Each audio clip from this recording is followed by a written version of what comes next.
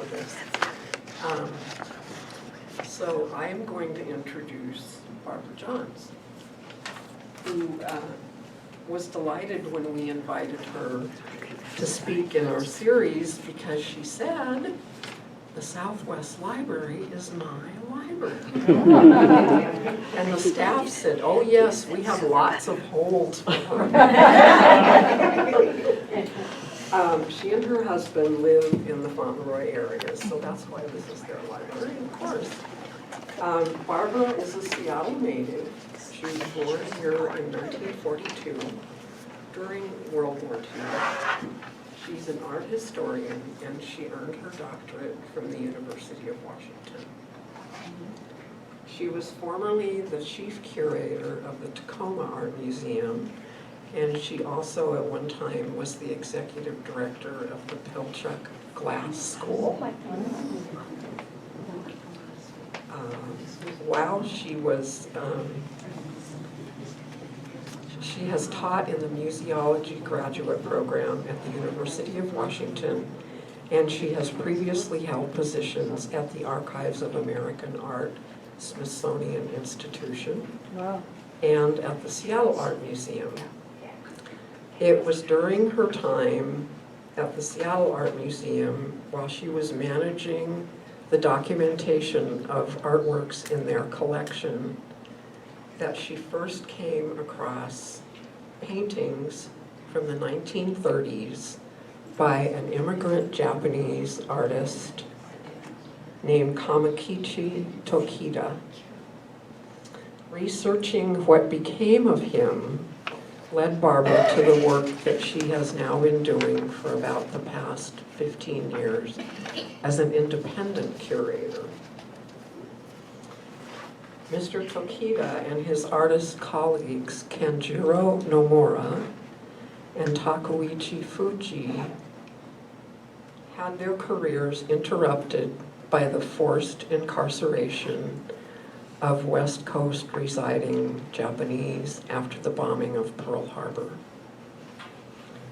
All three of them, though, continued making art in the form of painted diaries with written entries about their confinement while they were at Minidoka in Idaho. Tonight you will hear their stories. So please help me welcome Barbara Johns, the author of The Hope of Another Spring, Takuichi Fuji, artist and wartime witness. I'm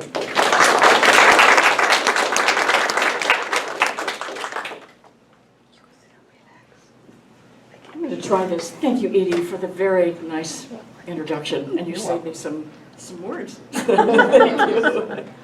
Thank you.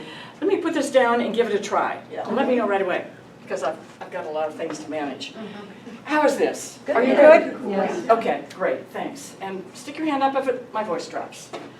But thank you again to the Southwest Historical Society for the invitation, and my library, the Southwest Branch, as Summer said, or Dorothy said. It's appreciated, and to Edie and Dorothy especially for the arrangements. I also want to thank a Historical Society member, Tony Reinecke, whom I suspect proposed this, because Tony and I worked together. She was doing independent work when I was doing a project here for the Archives of American Art in the 1980s. So we go way back and have reconnected after I moved to West Seattle. And I should just amend Edie once to say that I don't really consider myself a Seattle native. Oh. Although all my life I've carried, a driver's license with birthplace. I was born here in May of 1942, just had my birthday. And my father was a pilot. This is aside from my talk, but since you mentioned it, my father was a pilot at Payne Field and head of a fighter squadron that was sent to the Aleutians right after I was born. And he was killed there in an attempt to take back Kiska. So I am also, among other things, have begun writing that story just for my family. But yesterday, the last few days, I flew down to see grandkids in California. And Alaska Airlines has begun flying out of Payne Field. And I looked at my plane ticket and I had mistakenly booked myself in and out of Payne Field. Yeah, it was going to be really costly at that point to change. So fortunately, I was leaving on Sunday morning, which was a piece of cake, relatively. And I got home yesterday. Both days have been crystal clear. And just because you brought this up, it's an extra story and it's fresh in my mind. But it was a gorgeous flight. I think it was the most beautiful landing I have ever experienced. And it was special to leave from there and imagine my father flying out of there those times. So anyway, I came back here when I was 38 years old. Who knew? Anyway, onward.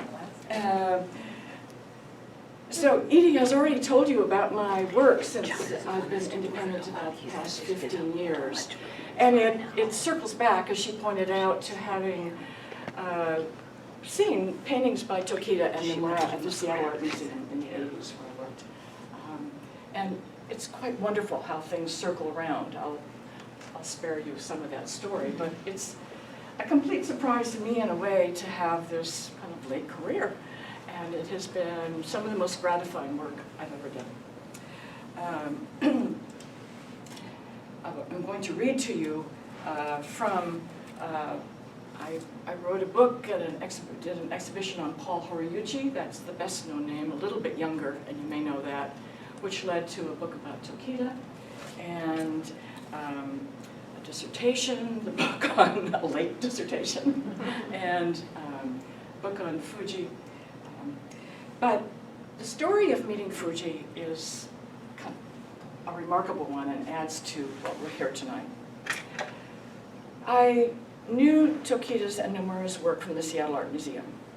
Paintings there from the 30s, I was drawn to them. They're very strong, what we call American realist paintings. Their colleague was Fuji, but he wasn't represented in the collection. And I had opportunities to exhibit and write little paragraphs, short museum entries about them. Then years later reconnected with the Tokita family and wrote a book on Tokita. Let's leave it there.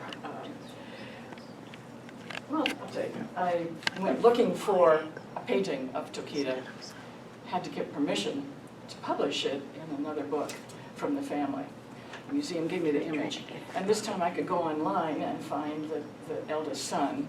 He invited me to his house and showed me his father's diary from the war that had just been translated, and proposed to the University of Washington Press that I would be the one to write the story of his father.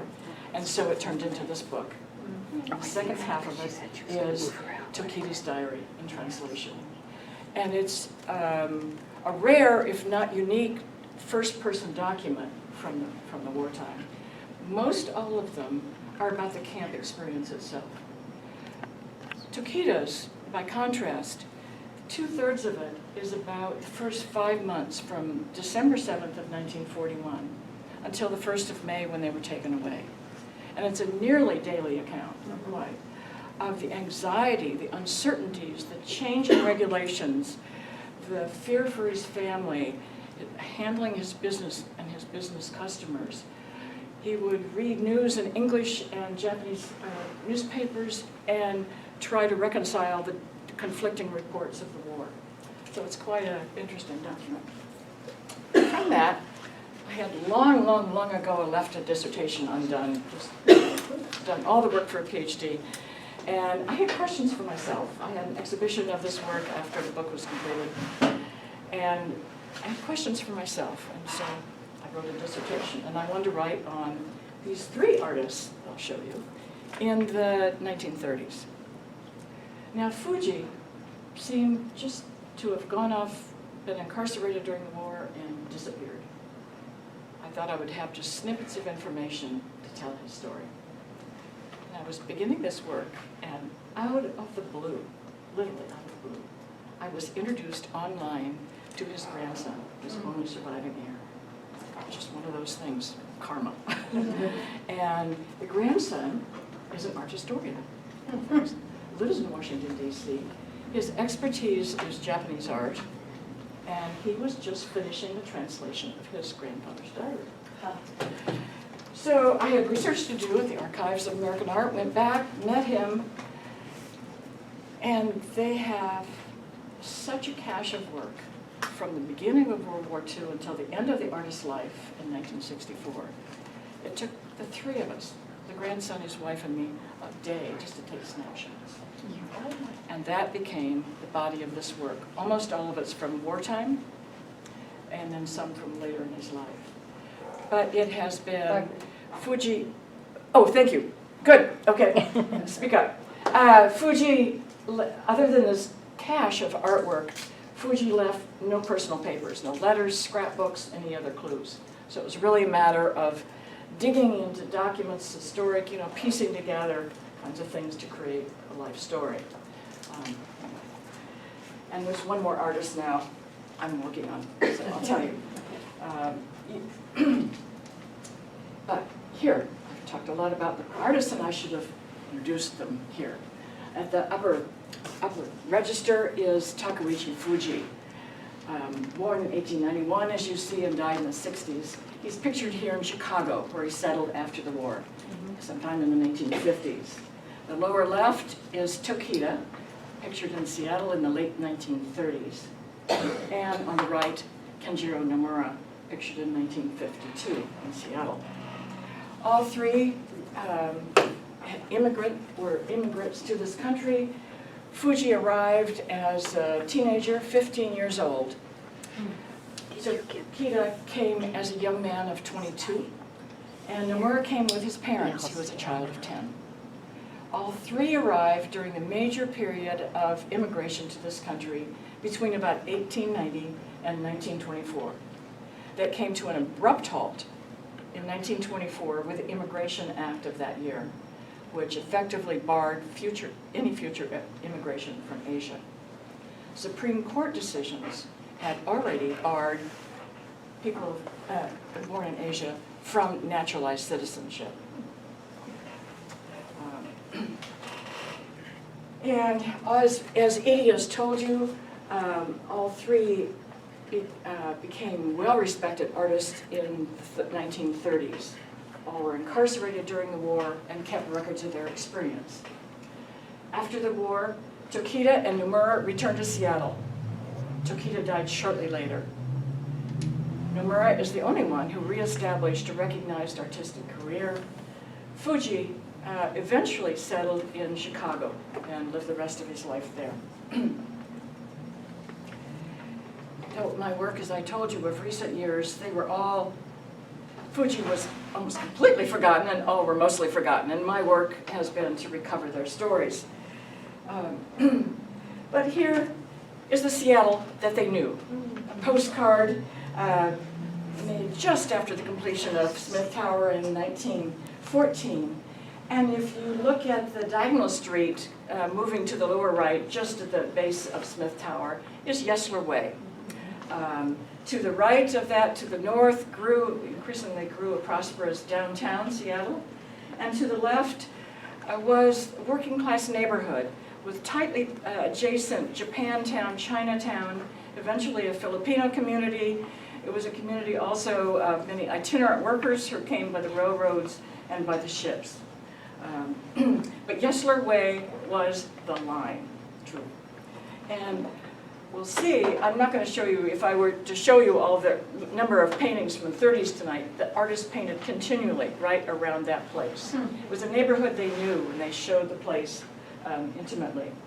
But it was also, Japantown, or Nihonmachi, was a community of entrepreneurs. Here on the left, you see Nomura and a couple what I believe to be artist friends. It's he with his foot up on the running board of the car in the 1920s. And on the right, Jackson Street from the 1930s. But it was very markedly many, many small business people, some very large and prosperous businesses. And all three of these artists were small businessmen.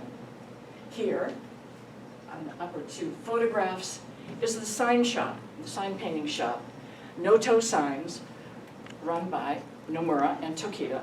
You see the two of them, Nomura on the left and Tokita on the right, on the steps, and then the two of them on an earlier photograph on the right with a number of their artist friends. For their shop, and it was on 6th Avenue, just between Main and Washington, on the steep hill there, and building no longer exists, but the shop served not only as a place of business, it served as their home until each of them married, and most importantly, it served as a gathering place for artists, Issei artists. And I use the term Issei, meaning immigrant generation, so that's fine. And there you see some of them gathering in the steps. On Sunday, their day off from work, in any good weather, they went out into the field on painting trips. And here in the lower register, you see Nomura standing at the easel. That's Fuji seated in the ground, and a snapshot photograph taken by Tokita. Many of their paintings are nearly identical as they stood in the same place, and other times they're different. They really show each other the different predilection, different composition and color palette.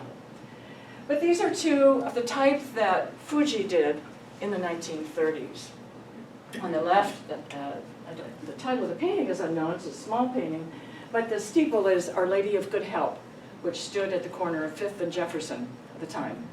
I was here about, what was it, a month ago or so, or a couple of months ago when Paul Dorpat was here. He's been really helpful in helping me identify different sites in the paintings. And on the right is, but in these and many others, you see that Fuji shows us an alleyway or the back sides of the buildings. And in their paintings, they're not visitors to this area.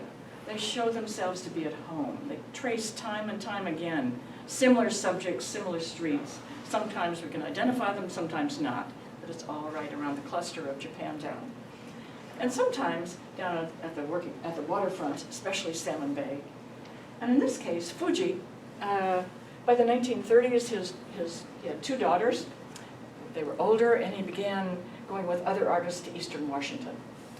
The painting on the right, 1935, is the Rock Island Dam. It was the first dam constructed on the Columbia River. And it would be brand new at this time. If you read the newspaper accounts of the construction, which went on for several years, it's massive devastation of the land, you can imagine. Instead, Fuji shows us in this kind of rhythmic composition. The dam nestles back in the hillside. You see the kind of receiving curves and the granite cliff beyond. The electrical apparatus or something was that kind of staccato of paint going across it. So we just entered piece by piece into this landscape. It was shown that all three artists were selected to represent Washington State. They were 3 of 10 artists representing Washington at the first National Exhibition of American Art in Rockefeller Center in New York in 1936. And this was the painting that was shown.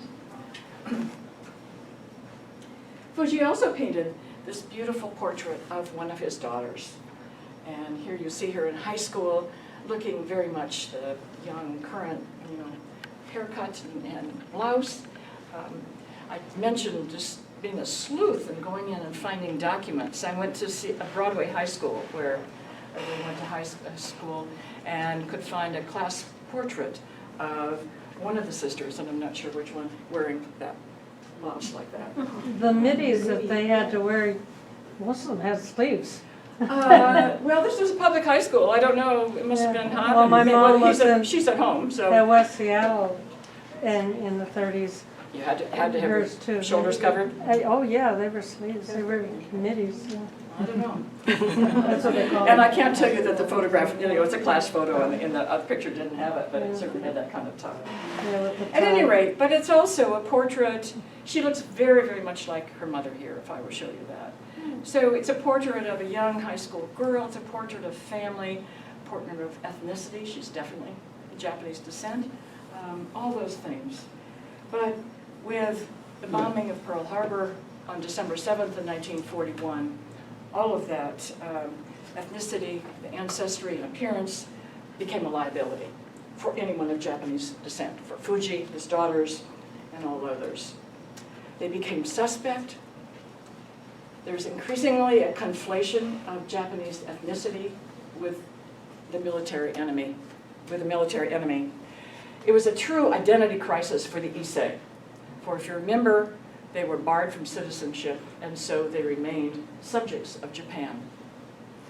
And I'd like to read you Tokida's entry from the diary that day. This is part of his entry of December 7th, 1941. My diary begins today. I intend to continue writing until the day peace returns. I will keep writing until the day when Japan and the United States shake hands again. I keenly hope that day will come as soon as possible. As I envision the constant torment we will have to face, I see that we will need to be both extraordinarily courageous and patient. It will be a blessing if our family can somehow survive the grave difficulties that lie ahead. I put down my pen to reflect upon the situation. My heart is full to bursting. In a moment, we have lost all the value of our existence in the society. Not only have we lost our value, we're unwanted. It would be better if we didn't exist. The cold wind of December did not blow directly on me until yesterday. It's now blowing right through me. Even the wind doesn't approve of our existence. I feel cold, so cold.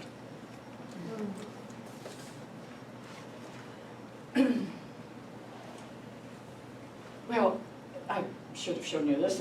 Here's a lovely self-portrait of his from the mid-30s. There you see him. He's taken the liberty of making himself somewhat thinner than Smith Tower in the background? Pardon me? Yeah, it's Smith Tower in the background of the book. And the other painting is, yes, exactly, Prefontaine Corner, exactly. And then the book here, it's right here, yeah, and shows part of the diary. These were all written in old-style Japanese, both of these diaries. And what I've learned in this process is that during the American occupation afterward, the written language in Japanese, which has 3 different sources, it's a very complex language, written language, was simplified to fewer than half of the characters that it had pre-war. So that many of the scholars, and I'm an art historian, my field is American and European art, I have wandered into this field, and I've had some wonderful mentors at university and elsewhere. And some of the scholars I know who work in contemporary field of Japanese American history can't read the old style. It really takes someone of my age or older who knew it or has studied it specifically. Side note. But in an environment of increasing, escalating anti-Japanese racism, of wartime propaganda, and Japan's seemingly unstoppable victories in the Pacific, on February 19th, 1942, President Roosevelt signed Executive Order 9066. It authorized the military to establish defense zones from which anyone could be excluded. It did not name, but it targeted people of Japanese descent on the West Coast. And the first orders for mass exclusion were issued on March 24th for people of Japanese descent on Bay Bridge. And by the middle of May, the entire West Coast was vacated. Altogether, about 120,000 people of Japanese descent would be confined during the war. 2/3 of them were American citizens, American-born, second and third generation. They were held throughout the war without charge. Fuji, his family, and others from Seattle proper, and the whole region was divided up, were sent to the Western Washington Fairgrounds in Puyallup. It was called the Puyallup Assembly Center, or as the Army publicist named it, Camp Harmony. And I want to say at this point, you've heard me use the term incarceration. The language is coded throughout this. The words chosen by the government, evacuation, assembly, relocation, are words we usually use for rescue, for taking care of people, rather than a government locking up its own people.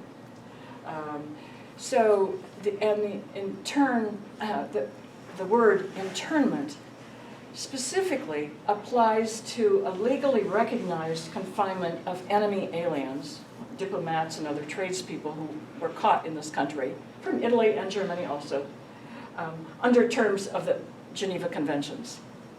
So many scholars in this field, and I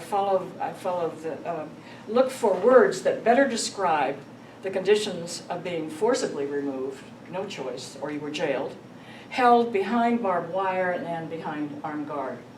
And so I use the term incarceration, others, choose words, but I just want to point that out before we go further. Well, Puyallup was one of 17 temporary detention sites because the orders for mass exclusion had been issued so rapidly that the government had no way to care for well over 100,000 people. And so they chose to make temporary sites. Most of them are at fairgrounds and at racetracks because there are large areas of flat land, a central administration building, and a modicum of electricity and plumbing. Lots of mud. And mud. The weather was terrible that spring. The ground was scraped and boards laid directly on the ground. This camp was built, eventually held 7,000 people. It was built for 17 days per Army orders.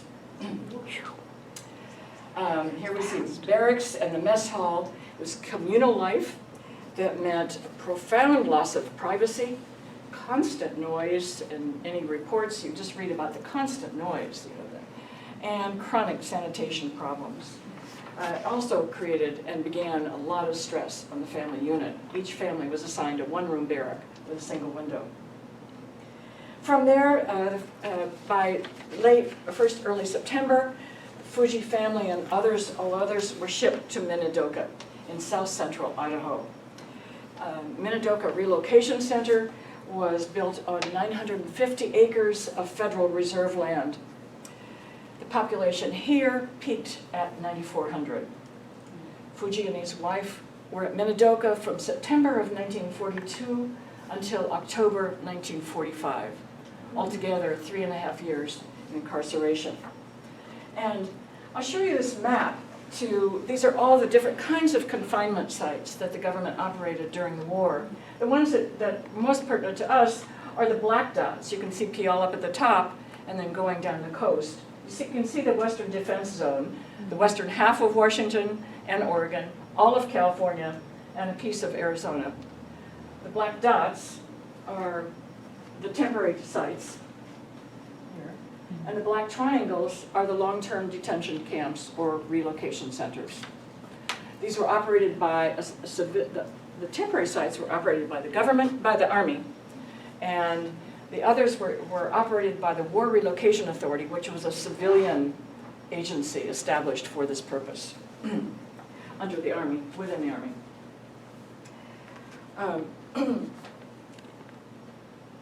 So Fuji's central project during the war was a diary. It's a single volume, it's not large, it's only 8 by 5 inches, and in it are nearly 400 pages counting text and image facing one another. They begin with his forced removal from Seattle, and they end with the closing of Minidoka as he left in October of '45. I didn't initially have the experience to understand, but I have, among my mentors, is a very distinguished historian, now aged 91, of Asian America and Japanese America, who has called this the most remarkable of anything produced by Japanese immigrant generation Japanese during the war, in its detail and its information. And I have been working with this diary since meeting the grandson in 2011. And I must tell you, I keep learning and learning and learning. Much of it is, I liken it to haiku. This is written by an issei. And culturally, it's very different from the more outward, exuberant, chatty, almost American way of openness. And I'm not going to, in my book, I've compared that with some of the young American work, different. But the language in it is often very distilled and elusive. So Even though there are captions or language with it, it's still to see really what's happening and the nuance in it.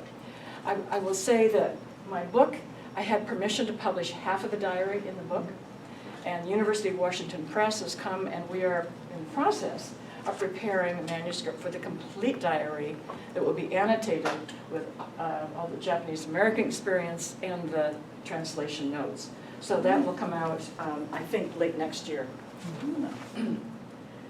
At any rate, here is an early entry from Fuji, and it shows you the text on one page, the illustration on the other. It's one of the longest of the text, and it's the only one he titled. He calls it An Evening of Reluctance. Finally, tomorrow, we must say farewell to this house to which we have become so accustomed. Naked, having disposed of our shop, furniture, everything. In a muddle, we packed only the absolute minimum of personal belongings, clothing and bedding. Our home, which is now empty, feels lonely and cold in the dim light. Since we had no bed, we got out our coats and, making a temporary bed, slept together like sardines in a can. But because we couldn't sleep, we were up before dawn. Having taken our last breakfast, we waited for the time to pass. All my family looked anxious. Fuji goes on then to show us, among other things, these are not sequential quite, but the arrival at Puyallup, when people who were already there greet them from behind the barbed wire fence, and on the right, he and his family as they had settled into their single-room barrack. He had, by then, 2 young adult daughters. And on the very next page, he looks out that single room of the barrack, and he writes, "This cattle stall, let us check around." Peeking behind and back, there was a tall barbed wire fence. Beyond, above the green grass of the pasture, was a machine gun. Next to it, some soldiers were sleeping and more were training. When war comes, do people become horrible like this? Thinking about that, I felt wretched. And on the very next page, he shows us this picture of a young man lecturing a room full of people. And that young man is Anisei, American-born, part of Japanese American Citizens League that cooperated with the government in what turned out to be mistaken, but in the belief that their cooperation that would demonstrate their loyalty as loyal Americans, and that it would be easier on the people. It turned out not to be true. But what happened here, in Nihonmachi, the way things were, the Issei, and particularly the men, were the voice of authority, unquestioned authority. Now, mind you, they were subjects of Japan. They had no citizenship. And all of this was inverted during the war. So that it is now the young generation, young adults, in charge. The Issei have lost their home, their business, everything they've invested in this country for over the years.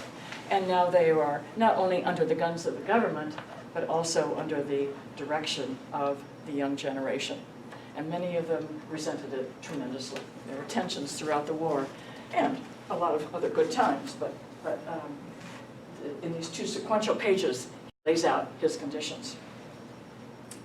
And Fuji really does, in the diary, a methodical survey, particularly of the means of confinement. I can show you only tidbits tonight, but you see on the left, and I don't know if you can read it from there, but in this survey, particularly of the means of confinement, he says the south side of the camp, the place where there was a tall watchtower in the middle. In the north, looking in the direction of the front gate from the back. See, he's positioning himself. He's really creating himself a witness and say, this is what I see. This is, and on the far side, he tells us this is the border of the camp, and he goes on to say this is a sign from orders from General DeWitt, who was the one who issued the mass exclusion orders. But he also shows the latrine, the mess hall, the dining hall, the shower, dirty shower, he says, families fighting, the whole gamut of life at Puyallup. But it's very interesting also. Now, I have just begun working on a new book about Kenjiro Nomura, whose work is pictured at the left. Nomura did not keep a textual diary, but he left a number of paintings from the war. And of this one, of Main Gate, these are, and keep in mind what I show you is not proportionally. The painting is about 19 by 24 inches, and the diary is just a little book. But both of these of the Main Gate at Puyallup. And, you know, we learn by looking at the differences and compare, and here, as I've begun the Nomura study, and having been so deeply into the Fuji material, I've had some hard time. They look nice. And Nomura had somewhat more formal training in Western style painting than Fuji did. But he also had a great love of color, great love of pattern, and it seems almost irrepressible in these paintings of Puyallup and later Minidoka. Fuji, by contrast, shows us, and his diary says, this is the Main Gate, it was strictly guarded. You see a sentry out there marching behind with a rifle on his shoulder, a spare, pretty somber picture. There's a guard in this picture, but he's got his back turned, and it's mostly about young people hanging out around, which they did. I mean, boredom and just hanging out. There were no jobs, except a few administrative jobs in camp. But Fuji also shows us other types of scenes. Here on the left is the daily Pledge of Allegiance to the flag, a daily ritual. On the middle, here's his picture of young people as they hang out in that space between the barrack and the barbed wire fence. It's like you're doing one man. And on the right, going to the latrine at night. So he shows us a whole gamut. And then trains, as they board trains to be shipped to Minidoka.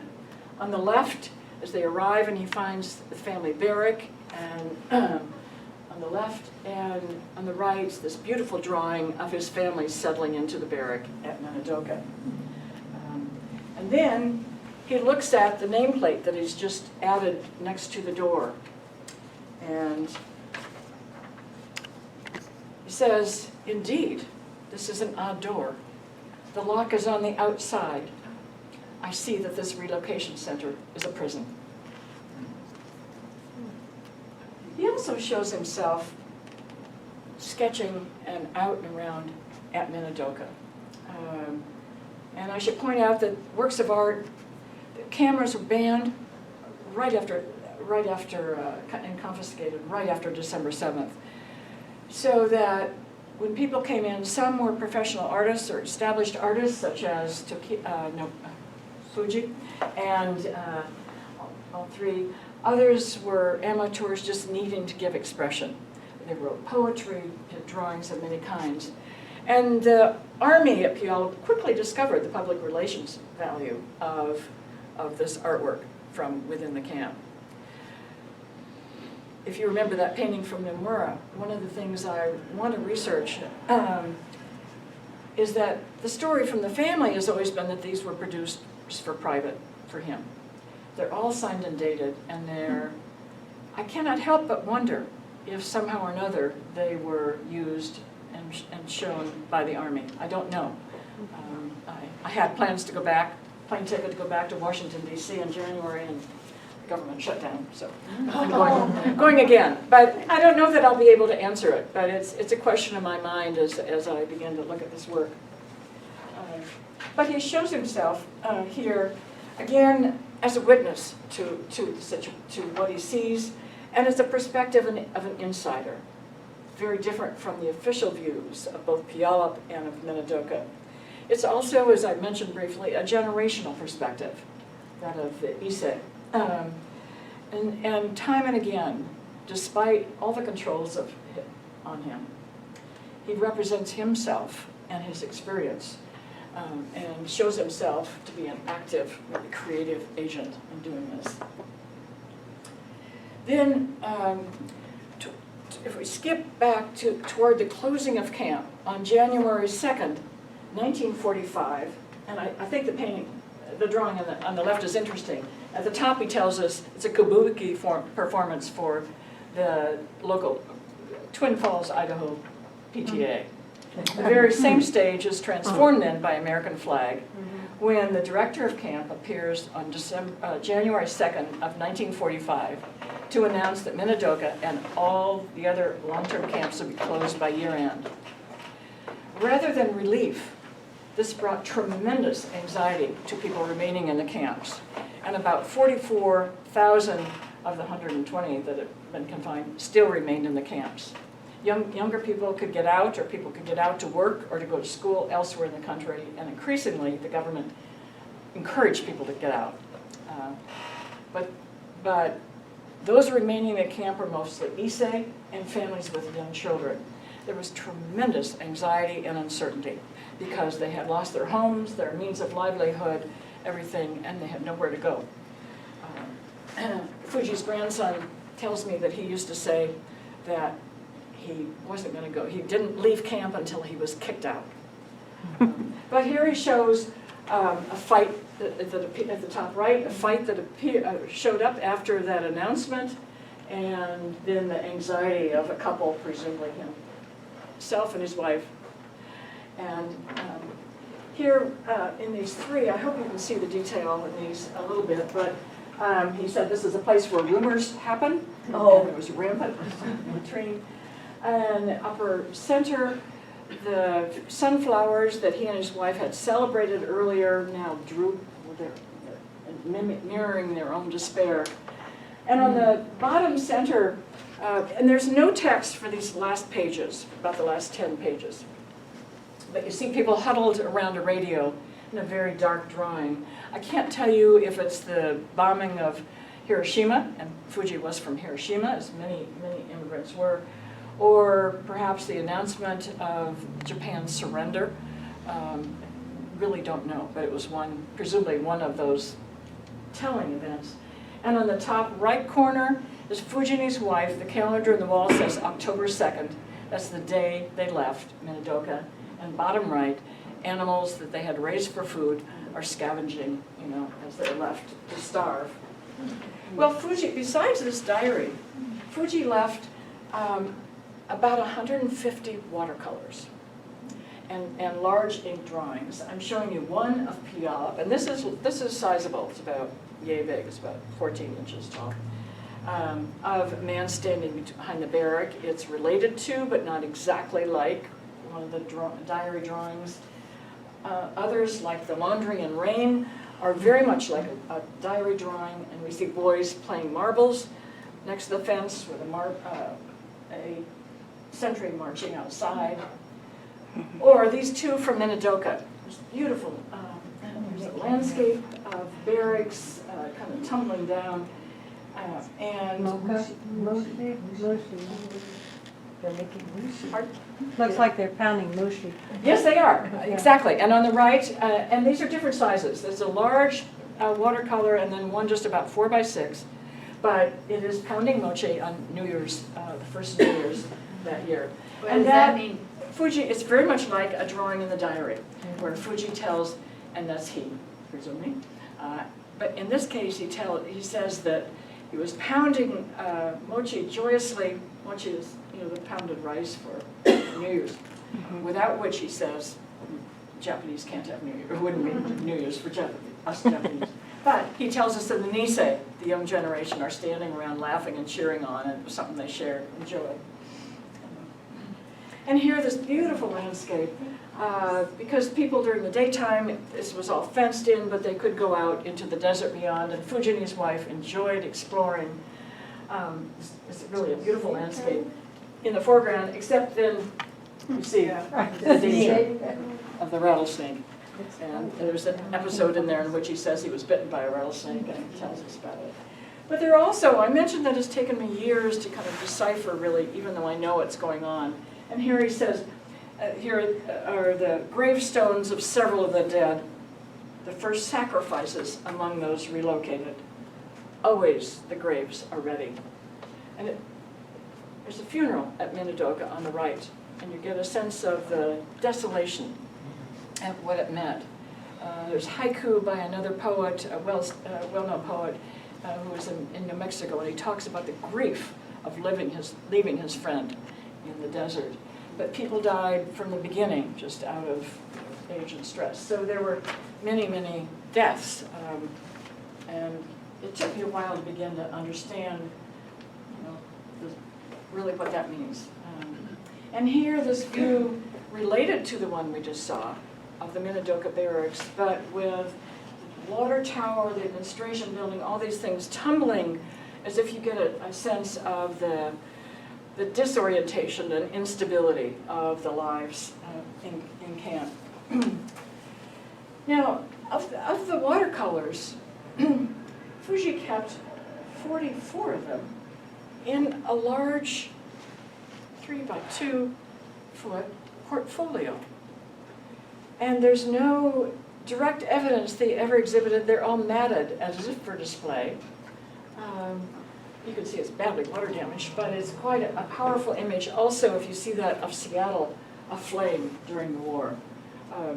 Some of these watercolors, I think it's very possible, were done after the war, based on the diary images. Many of them are fresh, and unlike the diary, you know they had to be done on the spot. But others, sometimes like the graveyard, there are about 3 different watercolors. And we can imagine that he continued to reflect on this experience and painted these larger ones. And he experimented in abstraction. He also, by the time he settled in Chicago after the war, did a whole series, just every season, of the view of his backyard out the kitchen window. And at the end of his life, produced paintings that look like this, and these are big, 3 by 2 feet, vertical or horizontal. But you might be aware of the Commission on Wartime Relocation and Internment. It was commissioned by the House of Representatives in 1980, and after a 2-year study and interviews with hundreds of survivors from the camp, the commission issued this final report, and it concludes the promulgation of Executive Order 9066 was not justified by military necessity, and the decisions which followed from it, detention and ending exclusion, were not driven by analysis of military conditions. The broad historical causes which shaped the decisions were race prejudice, war hysteria, and a failure of political leadership. And that leadership was at all levels, at the executive, congressional, and court levels, highest court. In 1988, President Ronald Reagan signed a formal apology, and the Congress approved redress payments of $20,000 for each person who was still living, survivor of the camps. But, oops, sorry there. But the title of the book, The Hope of Another Spring, comes from one of Fuji's entries. And here, this is 2 on a page, and I've greatly expanded one of those little tiny things on the page. But this was written, I think, in very early January of 1943. And in the following page, he speaks about getting frostbite in the bitter cold. But he writes, "In the snow remaining in the advent of spring, I can see various birds singing and playing. The beautiful stripes of yellow sunlight peek through from among the dry willow trees. Although it is still very cold, the hope of seeing another spring gives me a warm feeling." I think this entire body of work, his persistence, remarkable persistence in continuing this, and resilience really speaks to the creative kind of expression and the record that we can have and begin to appreciate today. So I thank you very much.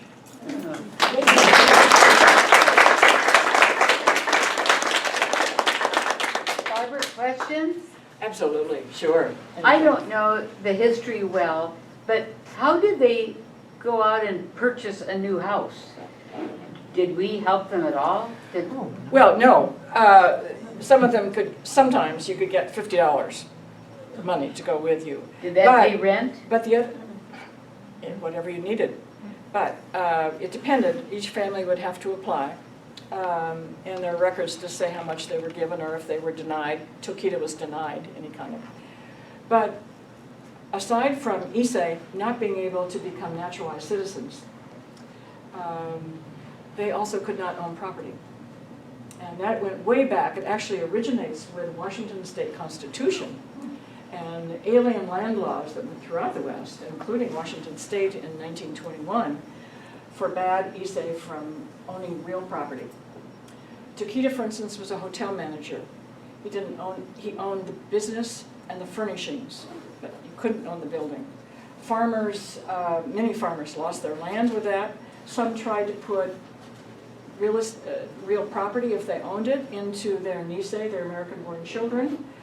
That was, some got away with it, mostly they were not, that was barred and people went after them. But they couldn't own property until, I can't remember when that was lifted, but I want to say 1964. It was late. Citizenship was open to people from China during World War II, about 1943, because they were allies. For people of Japanese descent, citizenship, naturalized citizenship was made possible in 1952. Fuji did not. Nomura chose citizenship. And Nomura, for instance, bought a house under his wife's name, and she was born here. And that was after the war, until the law was changed. So. Oh, thank you.